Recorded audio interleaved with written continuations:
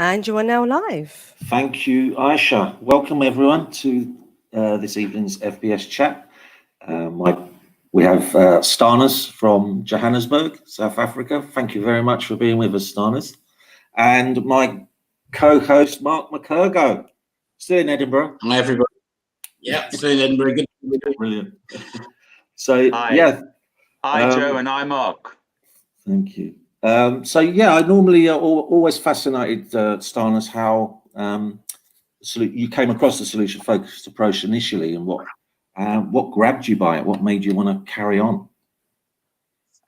Well, it's a little bit of a long story. You know that in South Africa, we had in 1994, we had this political transformation, and it affected all parts of the community in South Africa. And at that time, I was a full-time minister.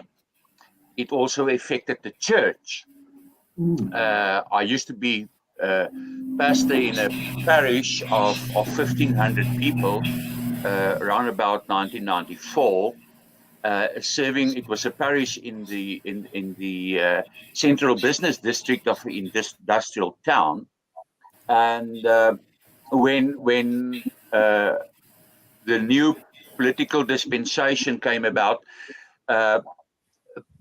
previously disadvantaged people moved from the townships into towns and cities, but they were looking for the cheapest housing, and that's always as throughout the world in the CBD area. So the more affluent or prosperous people moved out, and the less affluent people had to stay. They couldn't move out. So, and that was basically the poor, the widows, the widowers, the single moms, and the numbers of the parish very quickly diminished. Something like 700 around about 2001, and then steadily downwards. It was about 400 in 2000, 500 in 2005, and it wasn't.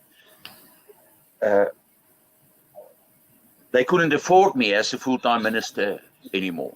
So in 2005, I started working pro bono in the congregation. I still lived in the parish house with free electricity, and they were giving me a traveling allowance so that I could get to people. But it became very challenging because the people who moved in speak another language. They were from a different culture and used to doing things in a different manner, and it became a challenge to function as a parish within this new community. And we thought that our financial and human resources was less than before, and it was a struggle to keep the congregation together. And typically within the Reformed churches, the pastor is seen as the expert. He has to have all the answers. Whether it's counseling, whether it's the Bible, whether it's organization, and we're not really trained for that. I've been trained for my training courses to become a pastor in the Dutch Reformed Church was a 7-year course, 2 degrees plus a post-degree diploma, and I just didn't have it. And then the unfortunate thing happened. I had a total burnout in 2007, emotionally and physically. I was for 6 weeks on psychotic medicine, out. And it was a 6-month recuperating phase. Now you can't read when you're burned out because you can't concentrate. But I'm an avid angler and bird watcher, but you can only do so much of it. And I was only allowed to work 15 hours a week. So what do I do with the rest of the time? I'm actually a very active person. And then I saw an advertisement from the Profact network in South Africa, run by Alta Boschart. She was inviting Professor Frank Thomas from the Texas Seminary to South Africa, and it was a 3-day workshop. The leader is coach. And I attended that workshop. It was affordable. People said to me in the congregation, we'll sponsor you, go and have a new perspective, with the hope that it will at least help me to manage the congregation better. And I made this wonderful discovery within the first 2 hours of that 3-day workshop. The first was that I can say no. Frank made us practice. And then he does something else. And then he says, okay, now we're going to practice again. Oh, and then he does something else. And then he put it together. No, I don't have to say yes to everything. I can say no. And the other thing that struck me immediately is that I'm not the expert. It was quite a revelation, an epiphany to me. I'm not the expert. I'm supposed to be a facilitator. And within that 2 hours, I realized here is what I've been looking for. My whole ministry, I was experimenting with different models of business models and coaching models and counseling models and things, and that got me interested, and that got me reading. And I got to read the book of Mark and Jackson and McKergow, and I wanted them to come to South Africa, so I wrote to Mark and Jenny, and they said, no, you don't understand. This course is 4 modules, and it runs over 8 or 9 months. And the first 3 models is 3 days each, and then there's a final model. You must come to South Africa, to the UK. And I said, well, I can't afford it. Because at that stage, I was working pro bono. And they sponsored me very kindly. They said, if you can get the airplane tickets here and back, we'll sponsor your participation in the SFPro program. And by hook or by crook, I got the airplane fares. And I went there, and I was so excited after the first module that there was a course between the first and the second about conflict, solution-focused conflict management, and I attended that. And then the second module of the SFPro, and then there was 10 days later, another module about SF negotiations. And I decided, instead of flying back, I'll fly my wife out to enjoy this new environment with me. And I think it was even at the end of 2009 that academic summit was in Malmö, Sweden, between people in organizations and therapy. And I was so excited. I was a newbie, and I wrote to them, and I said to the organizers of SICT, I would like to come if there's place. I mean, I'm a newbie, and they said, well, if you want to come, you're welcome. And it just snowballed from there. And I immediately, when I came back, after the SFPro, I started implementing solution focus within my work as a pastor in the parish, with great results. Wow. What a lovely story. Absolutely. Yeah. You see what a good idea it was to sponsor Stanus on the course. Huh? Yeah. You're talking about your work in the parish then, And we were lucky enough, Jenny and I, to come and visit you last time we were in South Africa for the Solution Focused Safari Conference in 2017. And Stanus was kind enough to have us to stay at his house. And this the town he was in was about an hour out of Johannesburg, and it's a center of gold mining. And gold mining sounds like an incredibly glamorous kind of cool thing. And it's really not. So, Stanus, I would love it if you would kind of paint us the picture of the town, the mines, and how it all is there.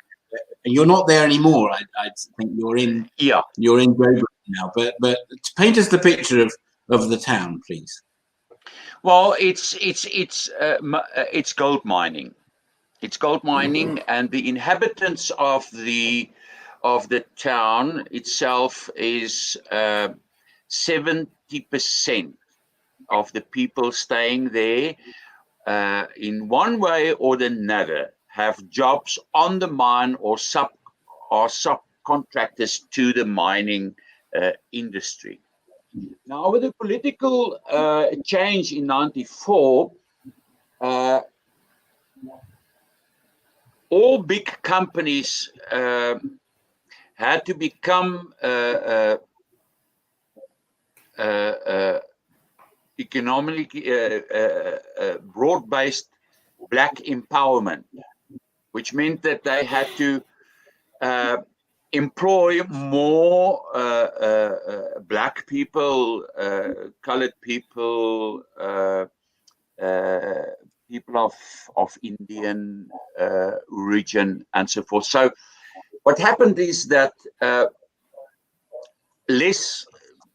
they cut down on the European side of their employees,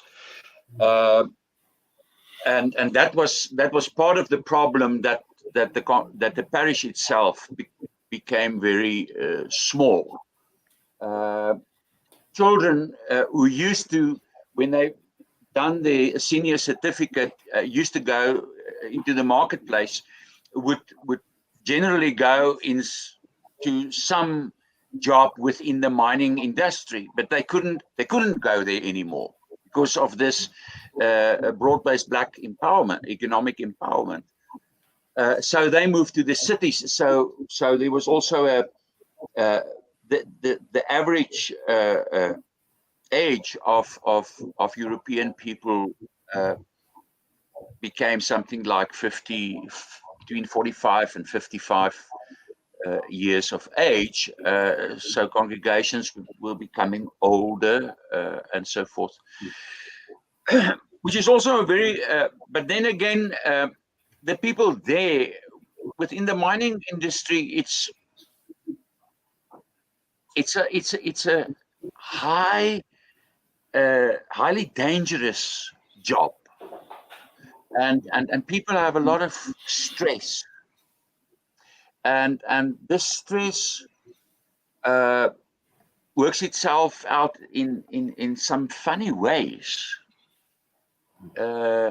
People would get their pay, and quite a good pay, and they would just spend it. And after 10 days, they have no money. Then they start borrowing from others, and at the end of the month, they've got to pay, and they've got to pay interest on what they borrowed, and the hole just became bigger. Now, that leads to conflict in households, and lots of counselling problems, and alcohol abuse, and family abuse, abuse of children and women, economically, physically, emotionally. I mean, a typical miner would expect, when he comes off shift, day shift, by 3 o'clock in the afternoon, that his wife must be at home, and his meal must be cooked. And if she's not there and the meal is not cooked and ready for him to eat, then all hell will break loose. So it was a challenging community to work with, and that's what led to the burnout. I mean, I was extensively trained in pastoral counselling, and even after my studies, I trained in various ways of counselling. I even took a turn at transactional analysis and DISC and things, and some of it worked some of the time, but I was giving the best advice I know of to people, and it just wouldn't make a difference. And then you start feeling guilty because I'm the expert. I must know the answers. And after after SF met me, it changed my whole life. And counseling, which is a large part of my job, was a large part of my job, is still from an average of 8 to 9 conversations with people, came down to 2.3. And sometimes even less. This is a wonderful story. Well, there's 2 stories I want to tell. Before I met SF, I had this couple for couples therapy, and they were telling me these stories, what's happening in their marriage. And at a certain stage, I just closed my eyes and I said a silent prayer. I said, God, why didn't you give me a crystal ball to look in? Because one of these 2 persons are lying through their teeth. If I had a crystal ball and I could see who's lying, then I could confront them with it. Now, afterwards, I realized, after I've had some training with Elliot Connie as well in South Africa, I don't need a crystal ball. It's there's much easier ways. In solution focus, you listen and you take their stories and you look for common ground, and then you move from that forward. The other story is the shortest solution focus counseling I had was 20 minutes. This woman came in and I asked her, what is your best hopes for our conversation? She said, well, I really don't know. I don't know if I should listen to my mind or should listen to my heart. And I asked her the question again in a different manner. I said, okay, so what needs to happen in this conversation so that when you leave here, you would say to yourself, wow, this was worth my while? She said, well, I don't know. I don't know if I should listen to my mind or should listen to my heart. And I reformulated this basic question for the direction in the conversation. And every time she says, I don't know if I should listen to my mind or to my heart. And then I gave her a scaling board from Solution Surface. It looks like this. It's got scales from 1 to 10, and it's got 5 different scales. And at the back, it's got little magnetic boards. And I gave her the choice of 2 colors of the magnetic board, and I said, okay, scale what your mind tells you on the A line, and then scale on the B line what your heart tells you. She was playing around with these, and after a while she just stretched it out and she had a look at it and she said, fuck, I should listen to my mind. Thank you, Pastor. Goodbye. And out the door she went. 20 minutes later. 20 minutes later, there's a solution. To this day, I still don't know what the solution was.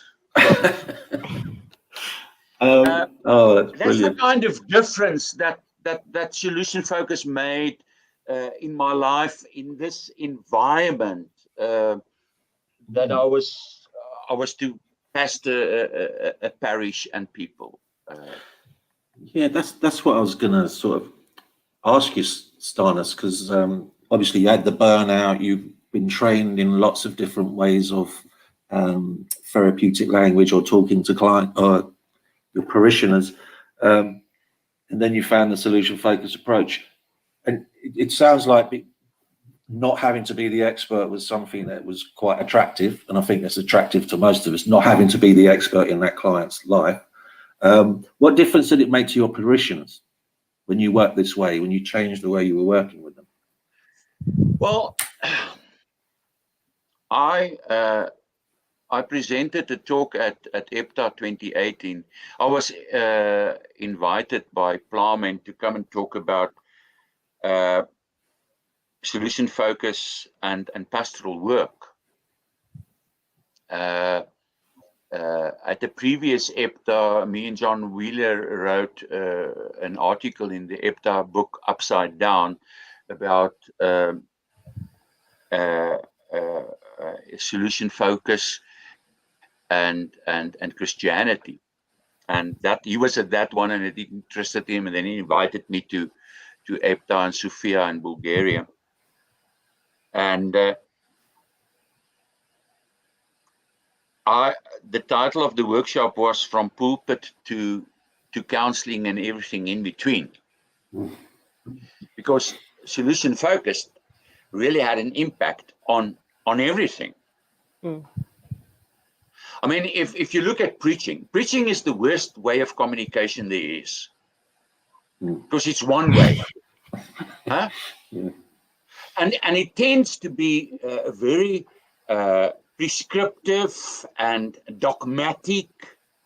And as a pastor, when you preach, it's like shooting with a shotgun, you know, trying to reach as many people as possible.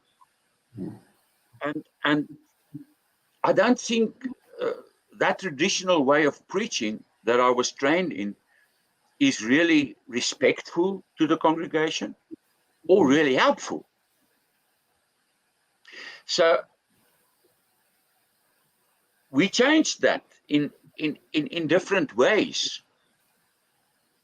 I mean, I'm supposed to be the expert on the Bible, but I'm not the expert. There's in the congregation, there's lots of people who has read their Bible many times, and so one of the first things I did is I started a preaching group. I invited people. It was an open invitation to come every Tuesday to help me prepare a sermon. So we would, and we started using the, or by that time we were already using the International Lectionary of Reformed Churches. So there was material that I could give them, and they can prepare, and they come, and then we talk. And then the first question was, what happened last Sunday that was working really well, and that we should repeat? We always started there, and then and then the next question was, what does this text say to you? What do you get from the text? How does it impact your life?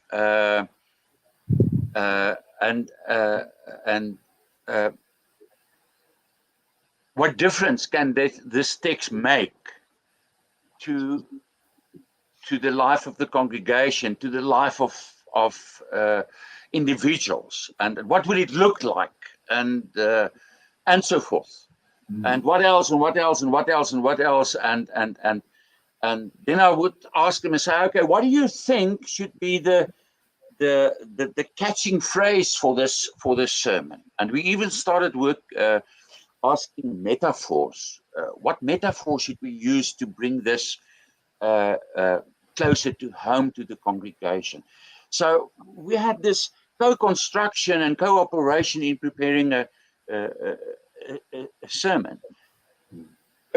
And well, with time, I gave them opportunities to preach.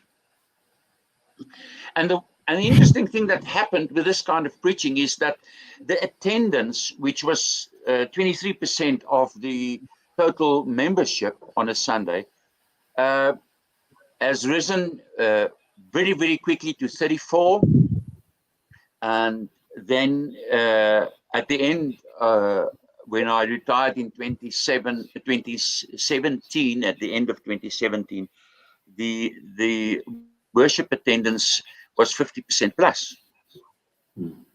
Because all of a sudden,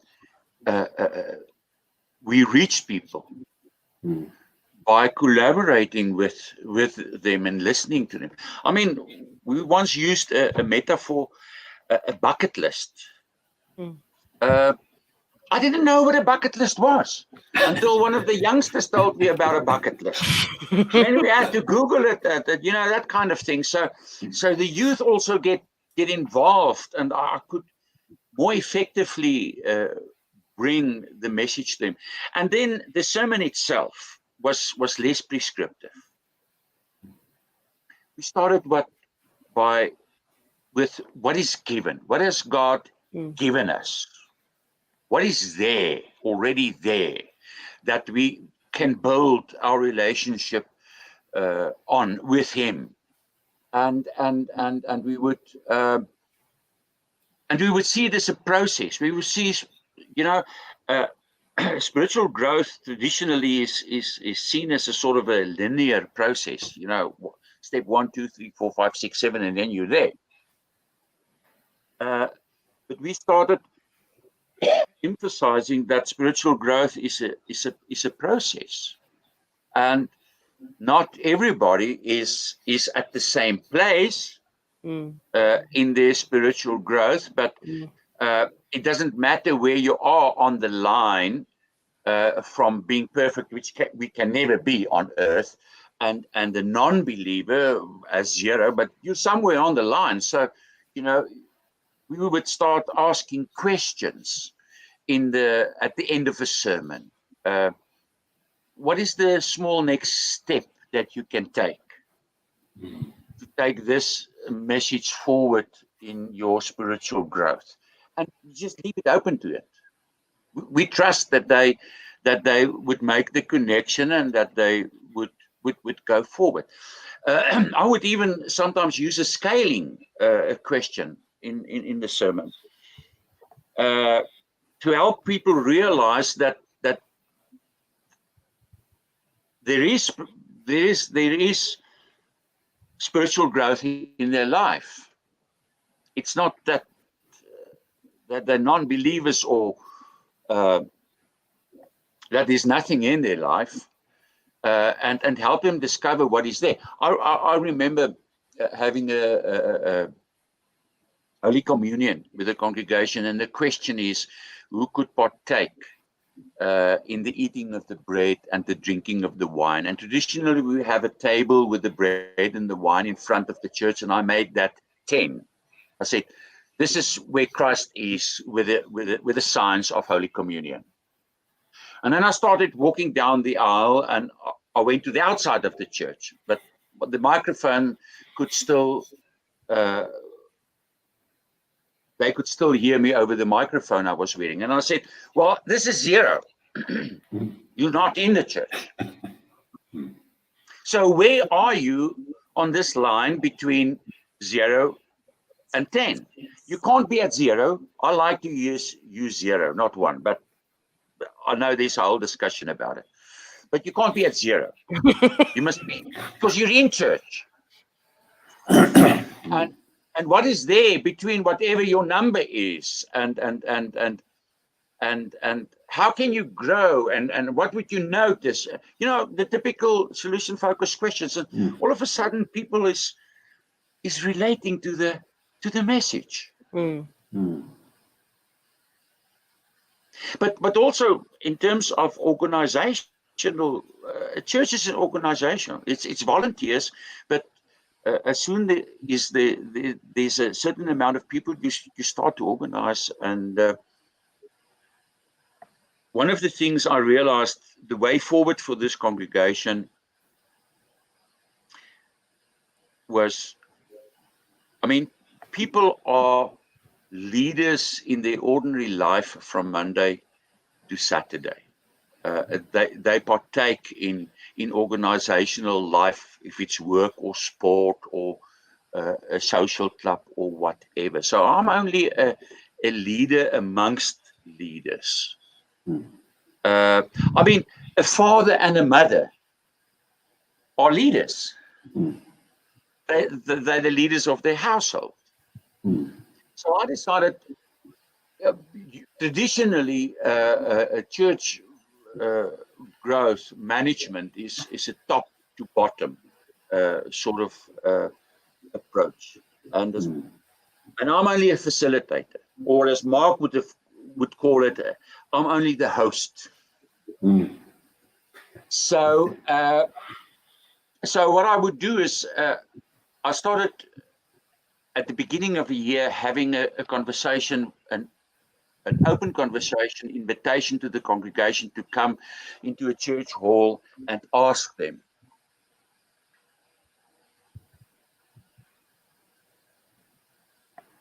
what in the past year was a success story that should be repeated. I would ask them, as everything is fluid in the community and in the congregation, and change is forever happening,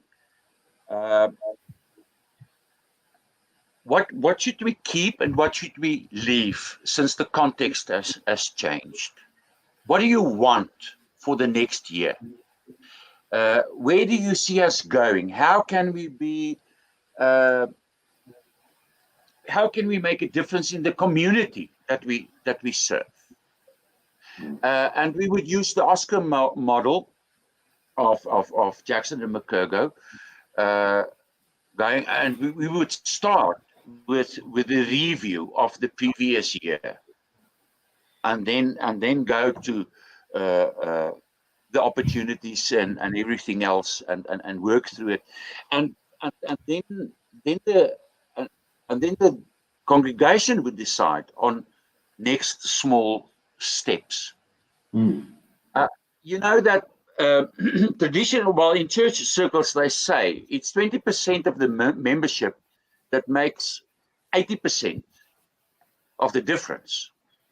But once we started doing this, more people became involved.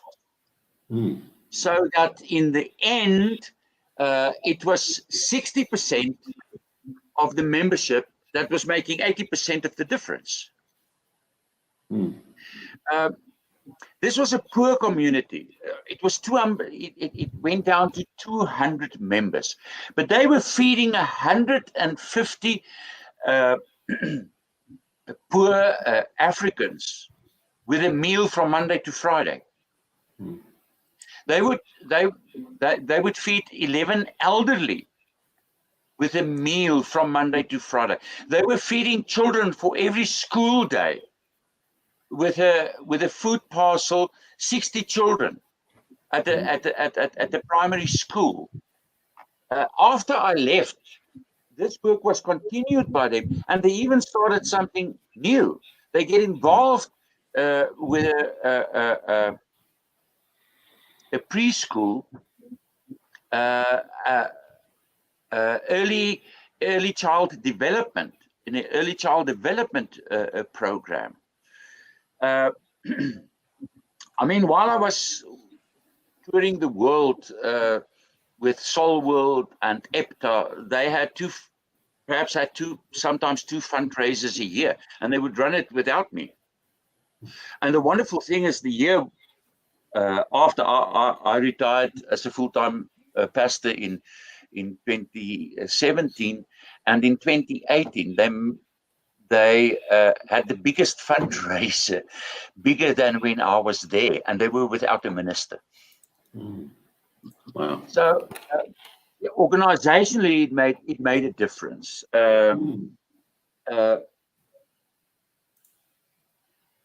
Counseling, pastoral work is more than just counseling one-to-one. It's visiting the elderly, it's visiting the sick, it's visiting the bereaved, it's visiting the dying. And usually I would go to a house visitation with a pamphlet in my hand and a theme. And it's tedious work repeating it from house to house to house for a year long, So I stopped doing that after I was rescued by Solution Focus. I would start any conversation.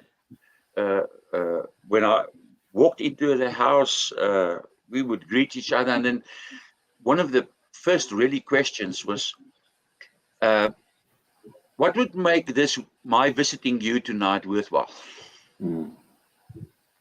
And they would determine the agenda. And even when I visit the sick, I remember visiting a previous Solution Focus Discovering Me. I was visiting an elderly man who was very sick in hospital. And after the pleasantries, I would read a piece of scripture to console him and make a prayer. And I remember that I prayed for his recovery and his health and his family and so forth. And I said, Amen. And he said, Pastor, you should pray again, because your prayer is not what I need. I was quite exasperated. I said, okay, so what is it you need? Sorry. He said, you should pray that God give me the strength to carry this illness. And you should pray that I have peace of heart in dying. So, that's the kind of mistakes I was cured of by Solution Focus, by the Solution Focus approach.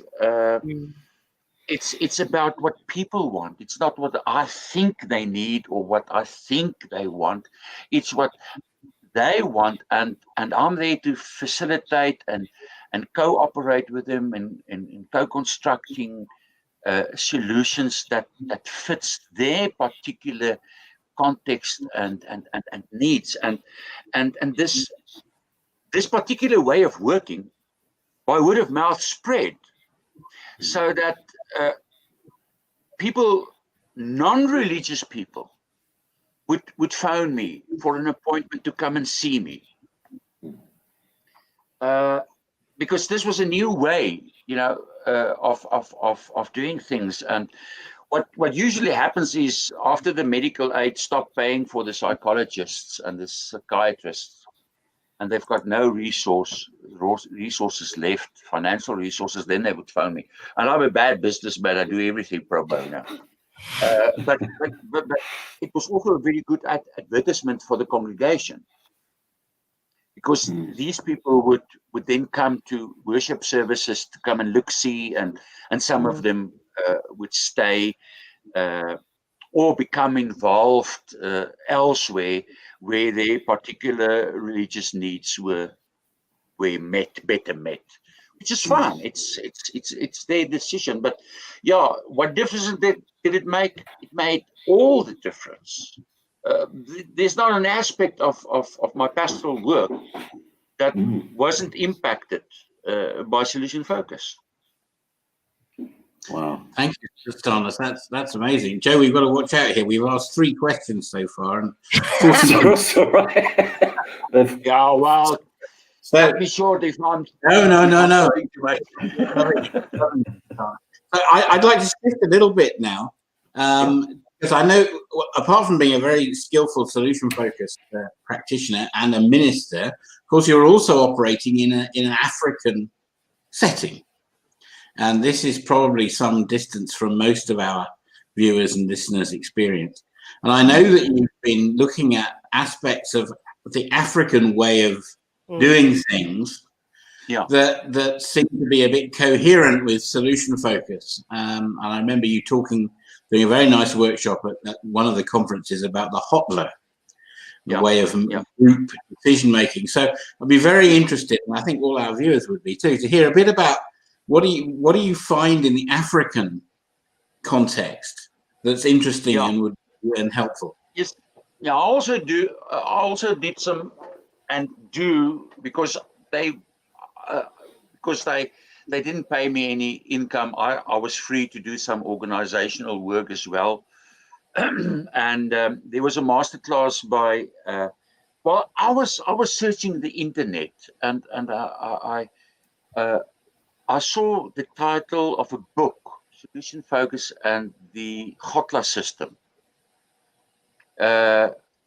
It was a book written in Dutch, and I couldn't find it. And eventually, I found a second-hand copy, but it's a little small book. And I read some of it, and I said, "Well, this is not what I experience as a South African living among Africans," and so I started investigating this idea of the HOTLA, and especially as it is as it manifests itself within the Botswana people of Botswana, because I think they've got the most pure form of it. A Legotla politically in South Africa is a gathering of people where politicians listen to what the people say and then decide whatever they actually wanted to do and not what the people want. But in Botswana, they've got a bicameral parliament and a democratically elected parliament, and then a traditional parliament of the chiefs, various chiefs of tribes that sort of their responsibility is to keep the traditions of and be caretakers of the traditions of the Botswana people. Now, they will hold a Gotla, which is a gathering, and the place is called a Legotla. Now, which is interesting and resonates very, very well with solution focus, is that the Gotla, there's basically 4 principles for the Gotla. It's an open space where everybody is welcome. It's not an enclosure, it's in the open. So anybody who walks by can come and be part of that. And it's about free speech. And they settle all kinds of things. They do administrative work. They do conflict resolution. They do restorative justice. Any kind of problem people have, they bring to the Gotla. And then the chiefs and the chief and his elders would make a decision after they've listened to everybody. And it resonates with solution focus in this sense that we have to listen to what the clients want. Mm-hmm. It's what they want, and not prescribing from the top, but listening to what the people want and the community want, and every view is welcome. You can talk, and everybody gets a chance to talk. And all words, as they say in Botswana, all words are beautiful.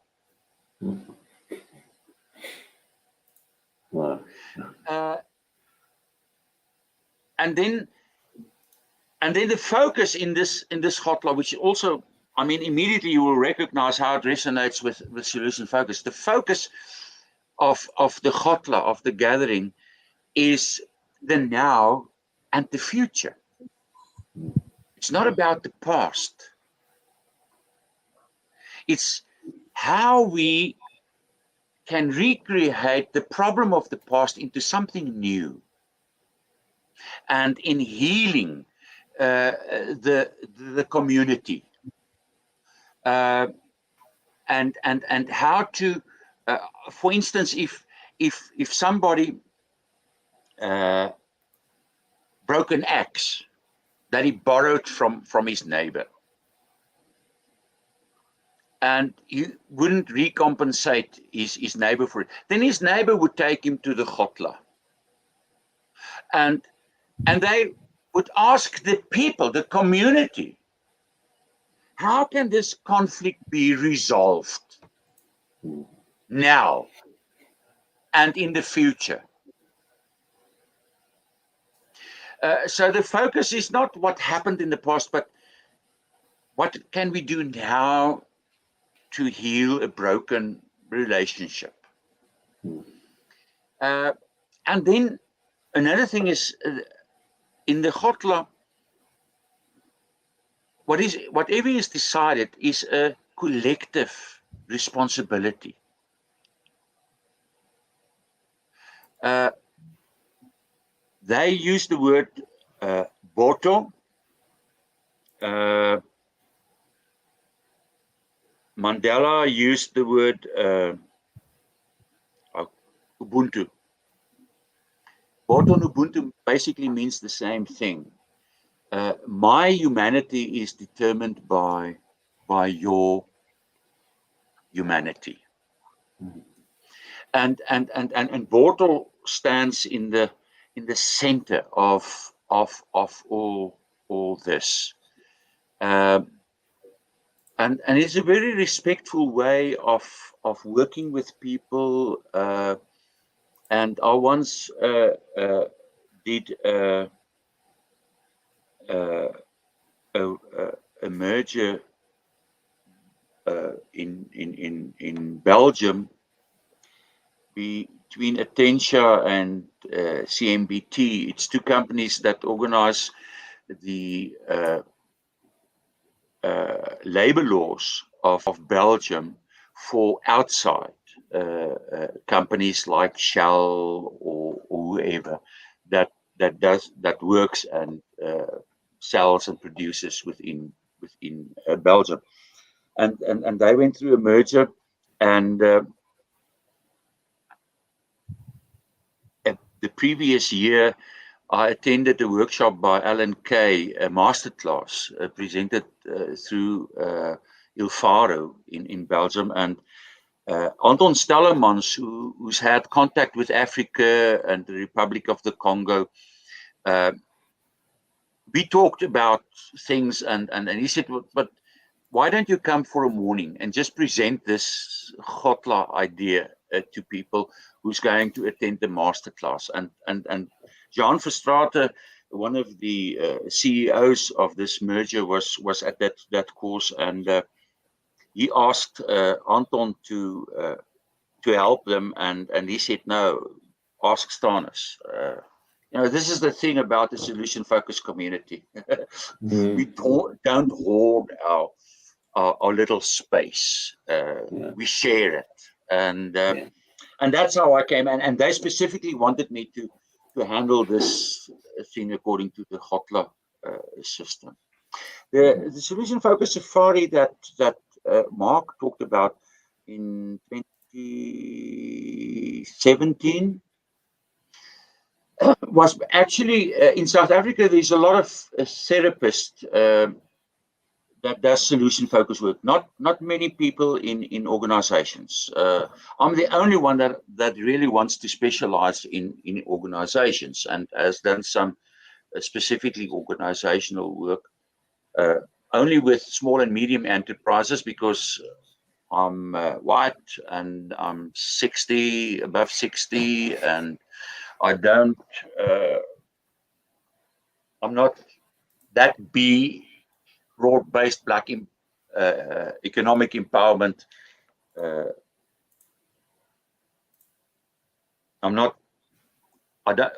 company don't earn that many points when they involve me in their coaching or training or whatever, and organizational work. But I work with small and medium enterprises, but there's this psychologists, and they were having a safari, and they were inviting people, and I've got good contact with Jackie von Sifraberg of the Solution Focus Institute of South Africa, and I said, listen, that's all fine and wonderful, but let's get some people from the organizational side to come and talk at the safari. And Mark and Jenny were here, and Kirsten Dirolf was here on invitation, and they gracefully accepted the invitation. So yeah, they got a little bit of a taste of solution focused work in organizations. But at that particular safari, I presented this Gotla idea in leadership and organizations. And interesting that people from Denmark who attended the safari wrote to me afterwards and said, all of a sudden they understand what's happening in Denmark with the immigrants, because they work with communities, and they would invite 9 or 10 of the most influential people and prepare for that, and then 30-40 people would pitch up from Africa, because it's the Gotla thing. You're welcome. And you have something to say, and whatever you say, your point of view is accepted, and you can speak about it, and everybody listens, and there's interaction, and then eventually there's a solution constructed that is a collective decision. It's not something that is given down and say, now you do this, that, and the other. So yes, I don't know, Mark, if that answers your question. Really, it mentions the idea, and I think it's a very interesting kind of connection. And another thing that we get involved with is solution focus is about giving space and giving voice and taking people seriously. Yeah, and I think that in a slightly interesting way. That we do it in coaching and in team development. It also resonates with many of the things that you've developed in your host leadership. I mean, the chief is basically a host, and the elders are hosts, and they set the borders and they protect the people, but they also connect people with one another, and then, yeah, it's a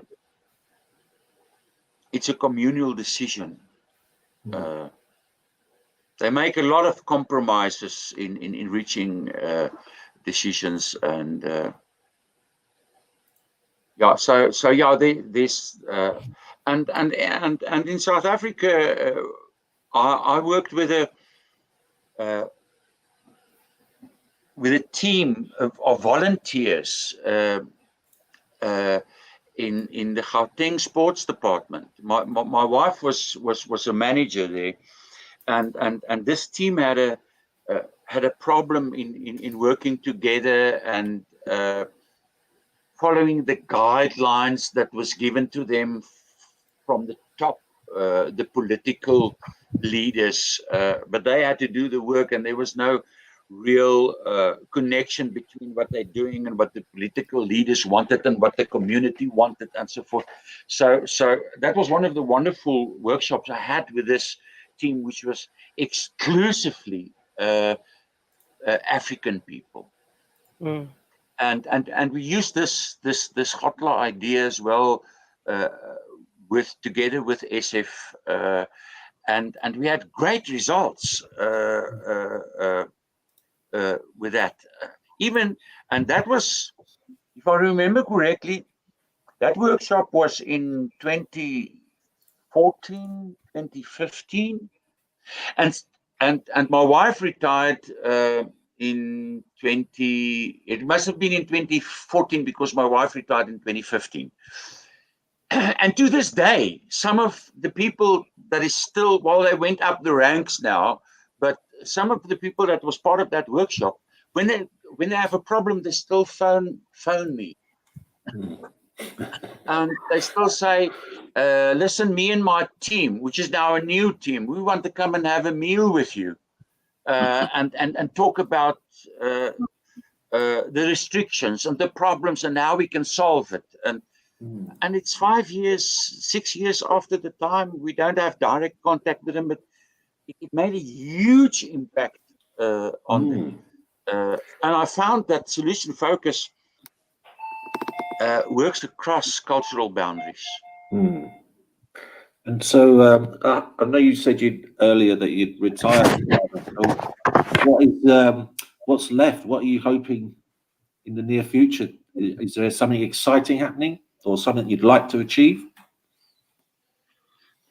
Well, there's so many things. I mean, I don't really, I say to people, I didn't retire. I just changed the course in a new direction. And I do the things I like now, and that's the S of things.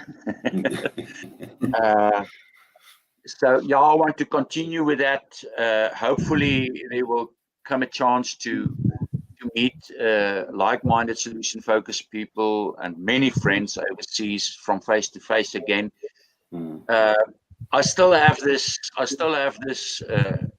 dream to organize a soul world in South Africa for business people, because I think solution focus can do a lot for the economic situation in South Africa if people get to know it. And in the therapy world, there is some substantial work that is done in schools and school psychologists and teachers being trained, sports psychologists, but nothing really within organizations. And hopefully I will get the chance within the new future, next 3 or 4 years, to organize a soul world and get the business world in South Africa involved. Yeah. So how does he go about that, Mark? Well, because now because you retired from being the pastor in the town, Stanus, and you now live in Johannesburg, I think. Yes. Maybe that's a good place to be doing that. It's a good place to be. It's a big city. It's the economic hub of South Africa. It's about finding ways and inroads into the business world. I've made some contacts already in the business world. But yeah, it will develop at the pace that business people want or need. I have conversations, informal conversations, formal conversations with people, and there's some very powerful medium business enterprises in South Africa. And we, just before COVID, I thought, or at the beginning of COVID, I thought perhaps I can do the first Zoom business development with one of these companies, and they were willing to do it. But then the economy just collapsed, and they were struggling to survive and finding the time. So but we're still in contact, and we still have conversations, and So when things normalize, I think that's one of the doors that is opening for me to work through, because this is a business that that promotes South African businesses for South Africa. Actually, Southern African businesses for South Africa. For instance, there's a honey farm in Uganda, which is owned by it's small farms. It's a collective farming enterprise. Now, people have buy honey and they export it to China and they mix it with water and glucose and whatever, and then it comes back to South Africa and onto the pharmacy shelves. One of the pharmacy companies that pride themselves in good health, and they would go to them and say, listen, why do you do that?